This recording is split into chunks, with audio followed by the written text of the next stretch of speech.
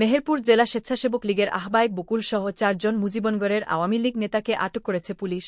Operation devil হান্টের আওতায় মেহেরপুর জেলা স্বেচ্ছাসেবক লীগের আহ্বায়ক আরিফুল এনাম বকুল সহ মুজিবনগর থানা পুলিশের অভিযানে 3 জনকে গ্রেফতার করা হয়েছে।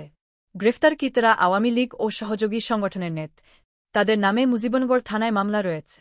মুজিবনগর থানা সূত্রে জানা গেছে, অপারেশন ডেভিল হান্টের আওতায় বৃহস্পতিবার দিনগত রাতের বিভিন্ন সময়ে মুজিবনগর থানার একাধিক টিম অভিযান চালা। এ সময় মুজিবনগর উপজেলা কৃষক লীগের সহ সভাপতি আরজ আলী ৫-০, মহাজনপুর ইউনিয়ন স্বেচ্ছাসেবক লীগের সভাপতি রাহেল আহমেদ ৩-১ এবং বাগওয়ান ইউনিয়নের ৩ নং ওয়ার্ড আওয়ামী লীগের সাধারণ সম্পাদক আলতাফ হোসেনকে ৪-৮ গ্রেফতার করা হয়।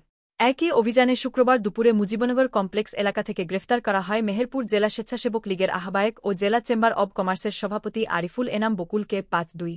মুজিবনগর থানার officer in charge OC Mizanur Rahman জানান, গ্রেফতার হওয়া 4 জনই একটি মামলার আসামি। তাদেরকে মেহেরপুর আদালতে সোপর্দ করা হচ্ছে। মুজিবনগর খবরে নিউজ এর জন্য যোগাযোগ করুন। আশফারুল হাসান সুমন, উপদেষ্টা সম্পাদক, মোবাইল 01722226606। শাহিদুজ্জামান রিপুন, যুগ্মবার্তা সম্পাদক, মোবাইল 01723004300। শহীদুল ইসলাম সাইদুল, বিশেষ প্রতিনিধি, মোবাইল 01670199995। মহসিন আলী আঙ্গুর, সম্পাদক ও প্রকাশক, মুজিবনগর খবর.com, মেহেরপুর।